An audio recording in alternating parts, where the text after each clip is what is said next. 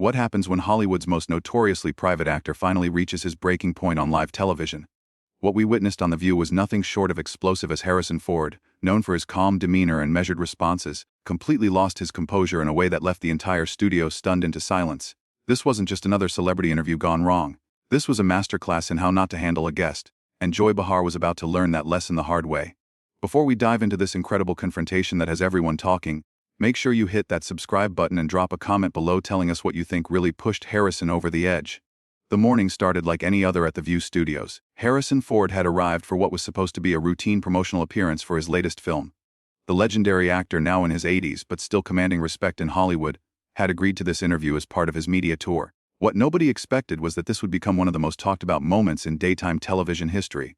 As the cameras rolled and the show's familiar theme music faded, the panel of hosts sat ready at their curved desk. Whoopi Goldberg offered the standard warm welcome that viewers had come to expect. But there was already an undercurrent of tension that seemed to emanate specifically from Joy Behar's direction. She had that look in her eyes, the one that regular viewers knew meant she was ready to stir the pot. "Harrison, thank you so much for being here." Whoopi began with genuine warmth. "We're so excited to talk about your new project." Harrison Ford, dressed in his characteristic casual blazer and jeans, nodded politely. "Thanks for having me," he replied in that familiar growly voice that had captivated audiences for decades. But before Whoopi could continue with her planned questions, Joy Behar jumped in with what would prove to be the first of many interruptions. "You know, Harrison, I have to ask, and I know our viewers are curious about this too. Why do you always seem so grumpy in interviews? I mean, you've got this reputation for being difficult with the press." The question hung in the air like a lead balloon. The other hosts exchanged uncomfortable glances, and you could practically feel the temperature in the room drop several degrees. Harrison's jaw tightened almost imperceptibly, but he maintained his composure. "I wouldn't say I'm grumpy, Joy. I just prefer to keep things professional and focused on the work." Harrison responded, his tone measured, but with a slight edge that anyone paying attention would have noticed. Joy, however, either didn't pick up on the warning signs or simply chose to ignore them. She leaned forward with that smirk that her critics knew all too well. "Oh, come on, Harrison. We've all seen the clips. You practically bit that reporter's head off last month when they asked about your flying. And don't even get me started on how you handled that poor interviewer who asked about Star Wars. Those were different situations," Harrison said, his voice growing noticeably cooler. "And I think you're mischaracterizing what actually happened." Sarah Haynes, sensing the growing tension, tried to redirect the conversation. "Harrison, let's talk about your new film. The role seems really challenging and different from what we've seen you do recently." But Joy wasn't finished. In fact, she was just getting started, and what came next would prove to be the catalyst for everything that followed. "You know what I find interesting, Harrison? Here you are, this incredibly successful actor, but you seem to have such disdain for the very industry that made you famous. I mean, you've made millions from these big blockbuster franchises, and yet you act like you're above it all." The accusation was delivered with Joy's typical bluntness, but this time she had clearly crossed a line. Harrison's eyes flashed with something that went beyond mere annoyance. "This was personal now. I think you have a fundamental misunderstanding of what I do and why I do it," Harrison replied, his voice dropping to that dangerous quiet tone that anyone who knew him would recognize as a warning. "I've never claimed to be above anything. I take my craft seriously, and I expect the people I work with to do the same." Joy laughed. Actually laughed in a way that came across as dismissive and condescending. "Oh please, Harrison Craft, you point guns and fly spaceships. It's not exactly Shakespeare." The insult hit its mark. For a man who had spent decades honing his skills, working with some of the greatest directors in cinema history, and taking on roles that challenged him both physically and emotionally, to have his life's work dismissed so casually was clearly a bridge too far. "You know what, Joy?" Harrison said, his voice rising for the first time since the interview began.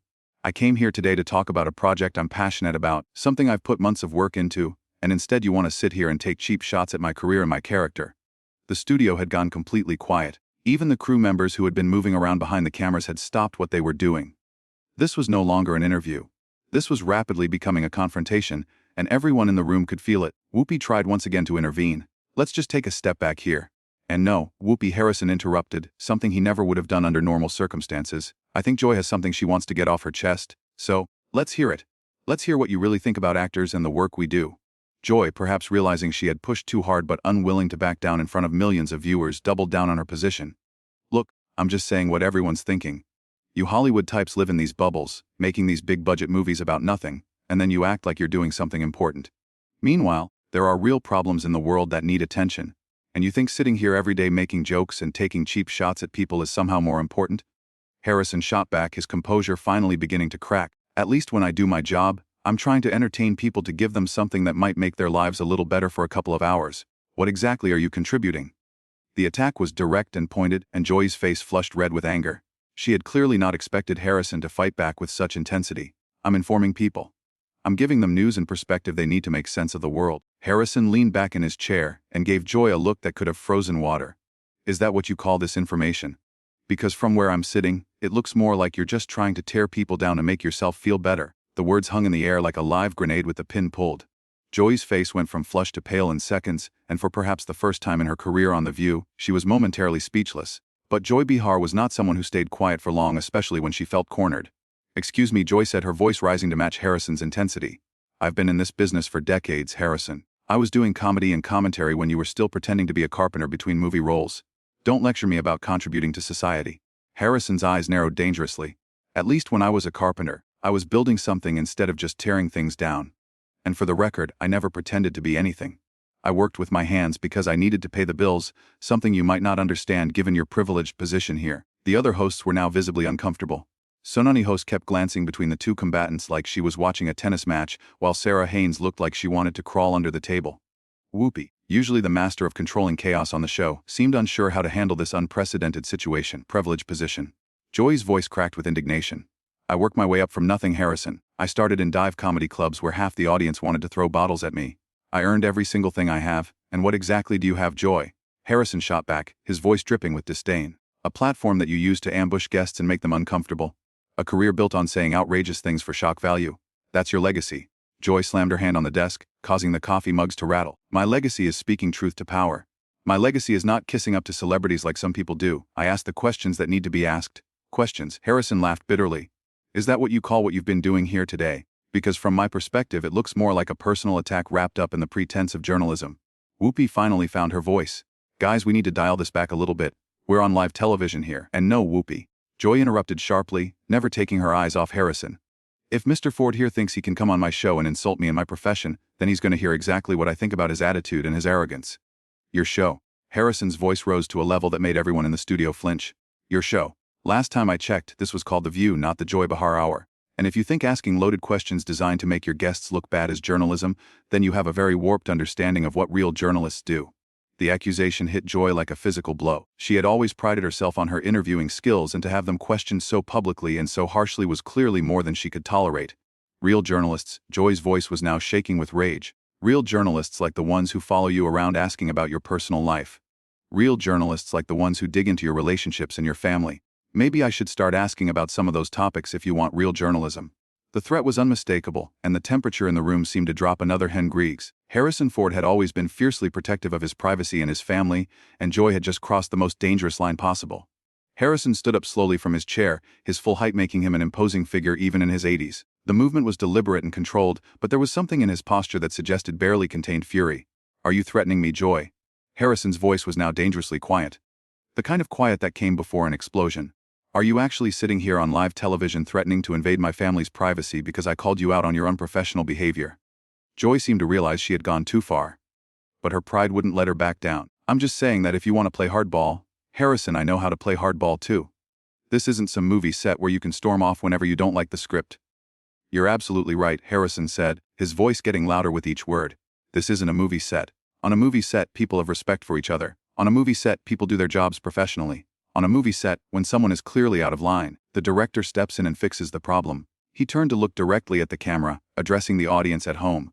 "Ladies and gentlemen, I came here today to talk about a film that I'm proud of, a film that took months of hard work from hundreds of talented people. Instead, I've been subjected to what can only be described as a character assassination by someone who apparently thinks that bullying guests makes for good television." The studio was now in complete chaos. Producers were frantically trying to figure out whether to cut to commercial. The other hosts were whispering urgently among themselves, and the crew was frozen in place, unsure whether to keep filming or not. Joy, realizing that Harrison had effectively turned the entire situation against her, made one last desperate attempt to regain control. "Oh, so now I'm the bully. You're the one who's been sitting there insulting me in my work for the last 10 minutes. You're the one who's been acting like you're too good to be here." Harrison turned back to face Joy directly, and the look in his eyes was something that would be talked about for years afterward. "I never said I was too good to be here, Joy. What I said was that I expected to be treated with basic human decency." Apparently that was too much to ask. Basic human decency? Joy's voice cracked as she practically screamed the words. "You want to talk about decency? You've been condescending and rude from the moment you sat down. You've acted like answering questions was beneath you. I answered every legitimate question that was asked. Harrison replied, his voice now eerily calm in contrast to Joy's hysteria. What I didn't do was sit here and let you use me as a punching bag for whatever personal issues you're dealing with. The accusation that Joy was taking out personal frustrations on him was the final straw. Joy's face contorted with rage as she prepared to unleash what would prove to be the most damaging response of her career. Joy leaned forward in her chair, her eyes blazing with an anger that seemed to consume all rational thought. Personal issues, personal issues. You want to know what my personal issue is, Harrison? My personal issue is entitled celebrities who think they can waltz in here, act like they're doing us some kind of favor, and then get offended when someone doesn't kiss their ring. Harrison's face hardened into an expression that could have been carved from stone. And there at Island, the real Joy Behar. Not the comedian, not the journalist, just someone who resents successful people and uses her platform to tear them down out of pure spite. Spite. Joy's voice reached a pitch that made everyone in the studios. You think this is about spite? This is about accountability, Harrison. This is about not letting people like you hide behind your fame and act like you're above criticism. Criticism. Harrison's laugh was harsh and bitter. Is that what you call this circus? Because real criticism involves actual knowledge of the subject. Real criticism comes from a place of wanting to understand, not from a place of wanting to destroy. Joy stood up abruptly, matching Harrison's earlier move, but where his had been controlled and deliberate, hers was erratic and desperate. Destroy? You think I'm trying to destroy you? Harrison, you're destroying yourself right here on live television. Every word out of your mouth is proving exactly what I've been saying about your attitude. My attitude. Harrison's voice exploded with a fury that had been building for the entire interview. My attitude, Joy. I have spent 40 years in this business working with some of the most talented and dedicated people on the planet. I have worked with directors who demanded excellence, with actors who pushed themselves to their limits, with crew members who gave everything they had to make something beautiful. And in all those years, through all those productions, I have never, and I mean never, encountered the level of unprofessional, vindictive behavior that you have displayed here today. The words hit Joy like a series of physical blows. Her face went white, then red, then white again as the full weight of Harrison's condemnation sank in. But instead of backing down, she doubled down with a viciousness that shocked even her regular viewers. Unprofessional, vindictive. Joy's voice was now shaking with rage. You know what's unprofessional, Harrison? Coming on a show and acting like you're too good to engage with the hosts. You know what's vindictive? Sitting there with that smug expression, acting like everyone else is beneath you. Harrison took a step closer to Joy's position at the desk, his presence now dominating the entire set. I have been nothing but respectful to every other person on this panel. I have answered questions. I have tried to stay focused on why I'm here, and I have maintained my composure even while being repeatedly attacked. If you see that as smugness, then that says a lot more about you than it does about me. Whoopi made one final desperate attempt to salvage the situation. Okay, everybody needs to just take a breath here. We're going to take a commercial break. And no, Harrison said firmly, never taking his eyes off Joy. I think the audience deserves to see this through to its conclusion. They deserve to see what happens when someone with a platform uses it to bully and harass their guests. Joy's face twisted into an expression of pure fury. Bully, harass, you arrogant piece of work. I have been doing this job for longer than some of your movie career spans. I have interviewed presidents, world leaders, Nobel Prize winners. Don't you dare stand there and lecture me about how to do my job.